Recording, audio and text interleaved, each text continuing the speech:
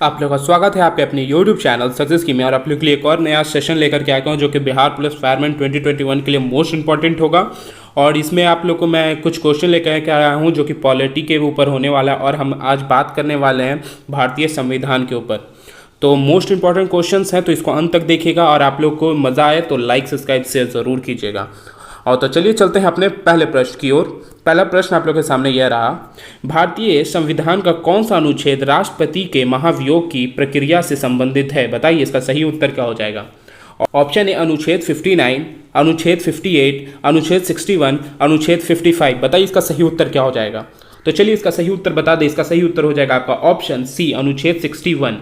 तो आपको बता दें ये पार्ट नंबर 5 में आपका बताया गया है, राष्ट्रपति के बारे में पढ़ना है हम लोगों को अनुच्छेद 61 में। और ये अनुच्छेद 61 कहाँ से लिया गया है? तो अनुच्छेद 61 लिया गया है यूएसए से, यूनाइटेड स्टेट्स ऑफ अमेरिका से लिया गया है। और आपको ये भी बता दें, ये अभी तक ये जो आप लोग को दिख रहा है महाभियोग की प्रक्रिया जो है हमारे देश में अभी तक किसी भी राष्ट्रपति के ऊपर लगा नहीं है। और ये कौन लागू कर सकता है? ये कर सकता है पार्लियामेंट, संसद। और आपको बता दें संसद के पास यह भी पावर है कि लोकसभा और राज्यसभा में 2/3 के भाग में बहुमत हो जाती है, तो दोनों में से लोकसभा या राज्यसभा दोनों में से कोई भी इस महाभियोग की प्रक्रिया को शुरू कर सकता है। समझ में आपको आ रहा होगा। तो चलिए चलते हैं अपने प्रश्न संख्या 2 की ओर। संविधान की व्याख्या करने वाला अंतिम अधिकारी कौन होता है? बताइए इसका सही उत्तर क्या हो जाएगा। ऑप्शन ए राष्ट्रपति, ऑप्शन बी संसद, option C Lok Sabha, option D सर्वोच्च न्यायालय। बताइए इसका सही उत्तर क्या होगा। तो आप लोग को इसका सही उत्तर आप लोग को बता दें, इसका सही उत्तर हो जाएगा आपका ऑप्शन डी सर्वोच्च न्यायालय, जिसे हम सुप्रीम कोर्ट के नाम से भी जानते हैं।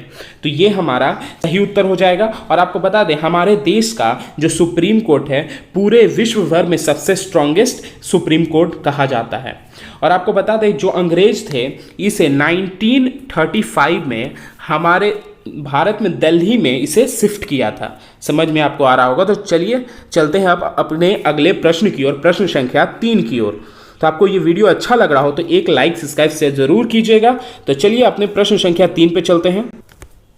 निम्नलिखित में से कौन सी भाषा 8वीं अनुसूची में सम्मिलित नहीं है? बताइए इसका सही उत्तर क्या हो जाएगा। Option A Nepali, option B Bhotia, option C Maithili, option D अंग्रेजी। बताइए इसका सही उत्तर क्या हो जाएगा।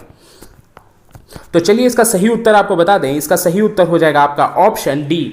ऑप्शन डी इसका सही उत्तर हो जाएगा। अंग्रेजी जो है 8वें अनुसूचित भाषा में ये सम्मिलित नहीं है। और आपको बता दूं ये हमें कैसे पता चलता है, ये हमारे शेड्यूल नंबर 8 जिसे हम लोग 8वीं अनुसूची जानते हैं उसमें पहले 22 भाषा जोड़ी हुई थी। उसके बाद जो ये चारों भाषा हैं नेपाली, बोटिया और मैथिली और अंग्रेजी, ये हमारे 92वां नंबर का संविधान संशोधन जो हुआ था 2003 में, उसमें हमारे इन चारों को भी जोड़ा गया। समझ में आ रहा होगा। तो अब हमारे पास कितने हो गए? 26 भाषा हो गए हैं उसमें। तो ये आप लोग याद रखिएगा कब जोड़ा गया था। 92वां जो हुआ था संविधान संशोधन 2003 में, उसमें ये चारों लैंग्वेज जोड़ा गया था, नेपाली, बोटिया, मैथिली और अंग्रेजी। तो चलिए चलते हैं अपने अगले प्रश्न की ओर, चौथे प्रश्न की ओर। भारतीय संविधान के किस अनुच्छेद में अस्पष्टता की प्रथा को समाप्त कर दिया है? बताइए इसका सही उत्तर क्या हो जाएगा। ऑप्शन ए अनुच्छेद 16, ऑप्शन बी अनुच्छेद 17, ऑप्शन डी अनुच्छेद 20। बताइए इसका सही उत्तर क्या हो जाएगा। तो चलिए इसका सही उत्तर आपको बता दें, इसका सही उत्तर हो जाएगा आपका ऑप्शन बी अनुच्छेद 17 में बताया गया है। और आपको बता दें 14, 17 और 18 जो ये है, इसमें हम लोग को इस अनुच्छेद और आर्टिकल में यही पढ़ना, अनटचेबिलिटी के ऊपर हमें पढ़ना है, हमें इसमें पढ़ना है 14, 17 और 18 में। और ये जो 17 है अनुच्छेद नंबर, ये आपका क्या बोलता है? ये बोलता है छुआछूत जो हमारे साथ करते हैं, जो नीच जाति के होते उसके साथ कुछ लोग छुआछूत मानते हैं, तो वो चाहे तो उसे सुप्रीम कोर्ट में भी ले जा सकता है और उसके ऊपर केस फाइल कर सकता है। समझ में आ रहा होगा आपको। तो चलिए चलते हैं अपने अगले प्रश्न की ओर, प्रश्न संख्या 5 की ओर। संघ की कार्यकारी शक्ति किसमें निहित है? बताइए। ऑप्शन ए प्रधानमंत्री, ऑप्शन बी राष्ट्रपति, ऑप्शन सी मंत्रिपरिषद, ऑप्शन डी संसद। बताइए इसका सही उत्तर क्या हो जाएगा। तो चलिए इसका सही उत्तर आपको बता दें, इसका सही उत्तर हो जाएगा आपका ऑप्शन बी, राष्ट्रपति के पास होता है और ये कार्यकारी की शक्ति। और आपको बता दें ये राष्ट्रपति क्या करते हैं, इसमें करते हैं इलेक्शन कमीशन ऑफिसर और अटॉर्नी जनरल ऑफ इंडिया और सुप्रीम कोर्ट जज और CAG ऑफिसर अपॉइंट कर सकते हैं और उनका शपथ ग्रहण करवाते हैं। समझ में आपको आ रहा होगा, पूछा जाए कौन शपथ ग्रहण इन अटॉर्नी जनरल का करवाता है तो ये हो जाएगा आपका राष्ट्रपति, इसका सही उत्तर हो जाएगा, तो इसको ध्यान में रखिएगा। तो चलिए अब अपने अगले प्रश्न की ओर बनते हैं जो कि प्रश्न संख्या 6 होगा। राष्ट्रपति के चुनाव को किस अनुच्छेद में परिभाषित किया गया है बताइए? अनुच्छेद 55, अनुच्छेद 61, अनुच्छेद 56, अनुच्छेद 54, बताइए। तो चलिए इसका सही उत्तर क्या हो जाएगा? इसका सही उत्तर हो जाएगा आपका ऑप्शन डी, अनुच्छेद 54 में बताया गया है वोटिंग प्रक्रिया के बारे में राष्ट्रपति के।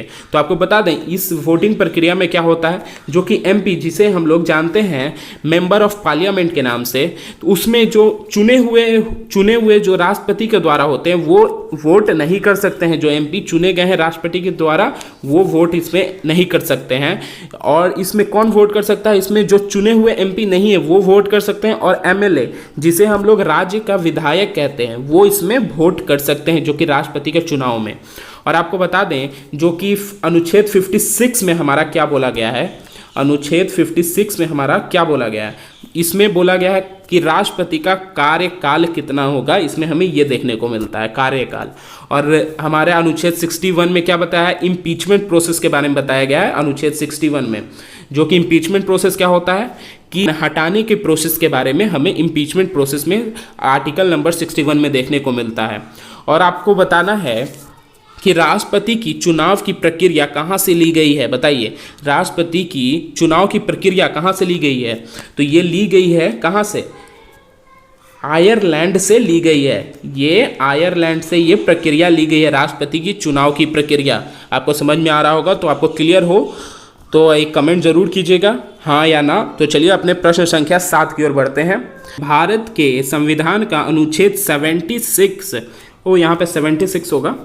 भारत के संविधान का अनुच्छेद 76 किससे संबंधित है बताइए? क्या हो जाएगा इसका सही उत्तर बताइए? तो चलिए इसका सही उत्तर आपको बता दें, इसका सही उत्तर हो जाएगा आपका option A, attorney general of India, इसका सही उत्तर हो जाएगा। ये क्या करता है? ये राष्ट्रपति इसे अपॉइंट करता है, अटॉर्नी जनरल ऑफ इंडिया को राष्ट्रपति अपॉइंट करता है। और आपको बता दें और इसका कार्यकाल कितना होता है अटॉर्नी जनरल ऑफ इंडिया का, तो इसका कार्यकाल कहीं भी लिखा नहीं गया है कि कब तक होगा। सिर्फ ये बताया गया है कि राष्ट्रपति अटॉर्नी जनरल ऑफ इंडिया को कभी भी हटा सकता है और जब तक वो चाहे राष्ट्रपति अटॉर्नी जनरल को रख सकता है। आपको समझ में आ रहा होगा, क्लियर होगा। तो चलिए चलते हैं अपने प्रश्न संख्या 8 की ओर। उपराष्ट्रपति का कार्यकाल कितने वर्ष का होता है? ऑप्शन ए 2 वर्ष, ऑप्शन बी 8 वर्ष, ऑप्शन सी 4 वर्ष, ऑप्शन डी 5 वर्ष, बताइए इसका सही उत्तर। तो चलिए इसका सही उत्तर हो जाएगा आपका ऑप्शन डी, 5 वर्ष का होता है। और ये हमें कहाँ देखने को मिलता है? ये पार्ट नंबर 5 में हमें देखने को मिलता है, आर्टिकल नंबर 63 में, कार्यकाल के बारे में उपराष्ट्रपति के।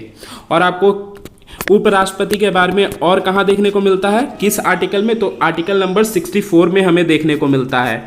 और उसमें क्या बताया गया है? आर्टिकल नंबर 64 में बताया गया उपराष्ट्रपति का कहाँ का चेयरमैन होगा? वो रहेगा राज्यसभा का चेयरमैन होगा उपराष्ट्रपति, तो इसको ध्यान में रखिएगा। और उपराष्ट्रपति का वोटिंग प्रोसेस क्या है? तो ये बता दें जो भी MP और लोकसभा और राज्यसभा के लोग हैं वो इसमें वोट कर सकते हैं, लेकिन MLA और MLC इसमें वोट नहीं कर सकते हैं। तो इसका ध्यान रखिएगा, ये पूछा भी गया था 2018 में।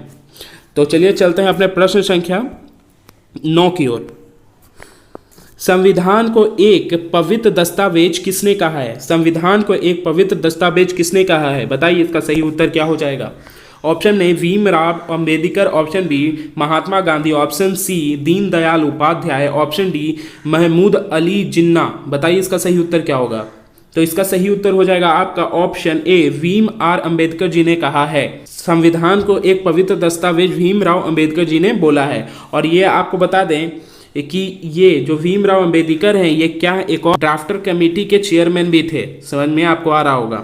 और आपको बता दें ये महात्मा गांधी और महमूद अल जिन्ना जो हैं ये आपका पूछा जाए तो ये आपको बता दें ये संविधान सभा के मेंबर कभी भी नहीं रहे हैं। संविधान सभा के ये दोनों मेंबर कभी भी नहीं रहे हैं। तो ये पूछा जाए तो आपका ये सही ऑप्शन ए सही उत्तर होगा। और ये जो आपको बता दें एक और बात, भीमराव अंबेडकर जो हैं इन्होंने एक बात और भी बोला था, जो कि आर्टिकल नंबर 32 को इन्होंने बोला था ये हमारे संविधान का दिल और आत्मा है, दिल और आत्मा है। ये भी पूछा जा सकता है क्वेश्चन, तो इसको नोट कर सकते हो। तो चलिए चलते हैं अपने प्रश्न संख्या 10 की ओर। भारत का राष्ट्रीय प्रतीक कहाँ से लिया गया है, बताइए। ऑप्शन ए ची के स्तंभ से, ऑप्शन बी सारनाथ का स्तंभ, ऑप्शन सी इलाहाबाद के स्तंभ, ऑप्शन डी लुम्बिनिया का स्तंभ। बताइए क्या हो जाएगा इसका उत्तर। तो चलिए इसका सही उत्तर हो जाएगा आपका ऑप्शन बी। ऑप्शन बी इसका सही उत्तर हो जाएगा। सारनाथ का स्तंभ से भारत का राष्ट्रीय प्रतीक को लिया गया है। तो आपको बताना है हमारे राष्ट्रीय प्रतीक में कौन कौन से सिंबल्स हैं, ये कमेंट करके आपको बताना है। आप लोग के लिए मोस्ट इंपॉर्टेंट क्वेश्चन ये हो सकता है, तो ये आप लोग को कमेंट ज़रूर करके बताना है। और आपको ये वीडियो अच्छा लगा हो तो एक लाइक, सब्सक्राइब, शेयर ज़रूर कीजिएगा। और आपको क्लियर हो तो यस नो ज़रूर कहिएगा।